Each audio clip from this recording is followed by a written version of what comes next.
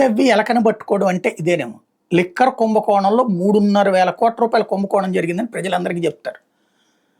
దానికి మొత్తానికి సూత్రధారి జగన్మోహన్ రెడ్డి, పాత్రధారులు వీళ్ళందరూ అన్నటువంటి చెప్తారు. మిథున్ రెడ్డి కంపెనీలకు 5 కోట్లు వచ్చినాయట. 5 కోట్ల రూపాయలు. కాబట్టి మిథున్ రెడ్డి ప్రధాన సూత్రధారట. 3,500 కోట్ల రూపాయల కుంభకోణంలో 5 కోట్లు తీసుకుంటాడు. అది కూడా వాళ్ళ కంపెనీ అకౌంట్లో వేయించుకుంటాడా? సొంత కంపెనీ అకౌంట్లో వేయించుకుంటాడా? ఒక పక్క నోట్ల కట్టలు తీసుకెళ్లి ట్రాన్స్ఫర్ చేశారని ఒక పక్కన చెప్తా, ఆ రాజకేశిరెడ్డి కంపెనీలో పెట్టుబడులు అంటారు, అవి ఒక పక్కన మళ్ళీ ఇంకొకళ్ళ దాంట్లో వాళ్ళ కంపెనీలో పెట్టుబడులు అంటారు. ఇంకో పక్కన డబ్బులు కట్టలు తీసుకురావడానికి వీళ్ళు ప్రయత్నించారని చెప్పేసి ఇంకో ఇద్దరు పట్టుకుంటారు. ఓవరాల్గా ముందు ఆరోపణ చేసేసారు, కేసులు పెట్టేశారు. సిఐడి ఏం చేయలేక చేతులు ఎత్తేస్తే సిట్ని ఏర్పాటు చేశారు.